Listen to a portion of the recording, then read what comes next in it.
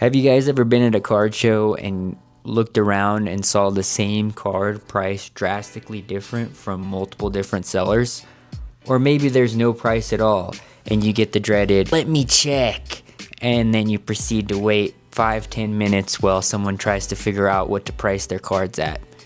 For me, it's one of the most frustrating things selling cards is having to find out these prices or rely on other people to find out these prices, because especially when you get into the cards that are pretty rare, it can get extremely hard to price. But today we're going to go ahead and look at that and where these prices actually come from. So let's go ahead and get into it. In order for us to price the item, we need an agreement between a buyer and a seller. But where does this agreement come from? And I think today we have so much information at our fingertips that it makes it extremely easy for someone to look up the price of an item. So I think that makes the markets a lot more efficient, but it also can come with some challenges too. So how do buyers and sellers agree what's a fair price? Most of the time they're looking for a reference point. So what is this reference point? A lot of times these are online global marketplaces that people will use to find this reference point of what a card is actually selling for in the marketplace. So that could be a TCGplayer price, but as we know, there's multiple prices within TCGplayer. There's a market price, there's a lowest list price, and then there's a price of items that actually have sold. And sometimes when you get into the higher end cards, there may be no sales or very few sales. So it can kind of get a little dicey when you're looking to price some of these items, but that's essentially where these prices come from, is global marketplaces where someone's going to try and find a reference point. Have you guys ever heard the term, the price is whatever someone is willing to pay for something? I think that rings true more than ever, and especially at card shows. And we can expand that concept a little further, and when we look at more than one global marketplace, there could be eBay where something could sell for a lot more money than on TCGplayer. So naturally, dealers are going to try and find the most favorable reference point.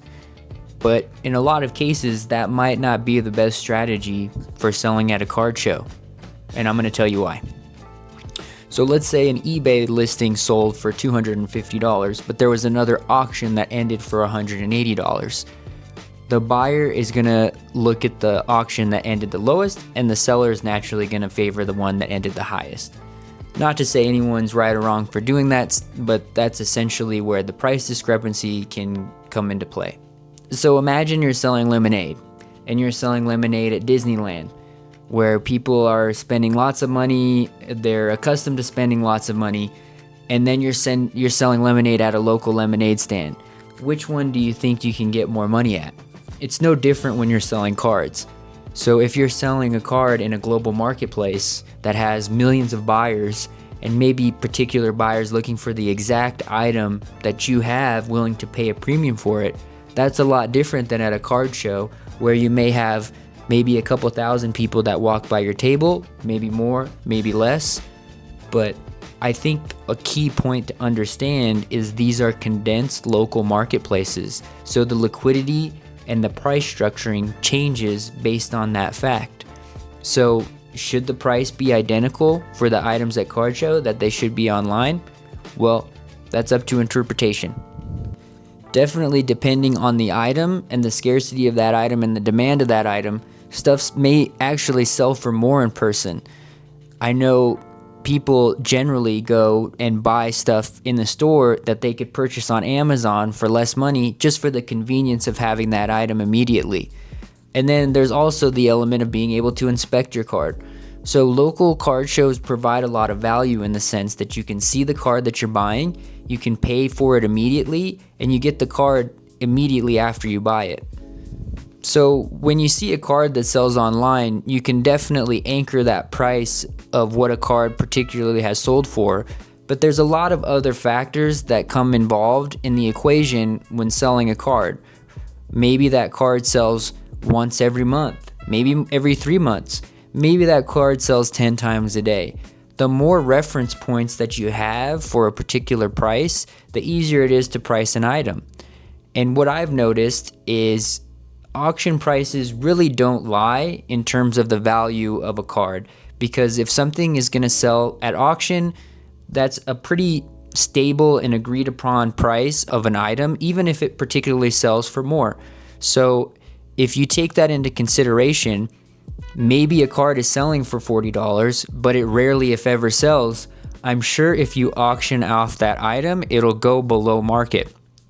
And I've personally had a card that's extremely expensive, very low population, and it sold for $2,000 and then auctioned a month later for $1,000. So when you take that into consideration, it makes pricing things a little bit more difficult, but it's one of the most important things to consider when buying cards, because if the card is not selling very often, it's more niche, and it involves finding the particular right buyer for that item to sell, especially for top dollar. The biggest lesson and point of this video is the price is what someone is actually willing to pay for an item today. And that price changes based on location, based on supply, based on a lot of different factors that can lead to someone paying more or less for an item. We live in a day today with more information than there's ever been, so it's very easy for people to look into prices. One of the most interesting concepts that I learned at card shows was the fact that someone there was selling Pokémon cards, Marvel cards, culturally significant cards, and the guy was making a lot of money and selling items extremely easy. Why? Because he didn't have the same items that everybody else had that was selling there. So I think when there's other people selling the exact same items, there creates a lot of uncertainty, there creates a lot of uneasiness in making a decision, because someone doesn't want to pay more for an item that they could get less at another table, maybe in better condition. And I think there's really power in impulse buying. People go to card shows to live in nostalgia, to have a fun experience, and the more that you compete in the higher levels of collecting and the more established collectors, it becomes less about that experience and more a race to the bottom about finding stuff at the exact lowest price that you can get it for. So I don't know if that changes anything for me, but it's definitely an interesting concept to think about why certain things can sell for more or less than market price, and how someone can set themselves up to have a better experience selling at a card show or buying at a card show, or a worse experience. So I hope the information was helpful. Let me know what you guys think, and I'll catch you in the next video.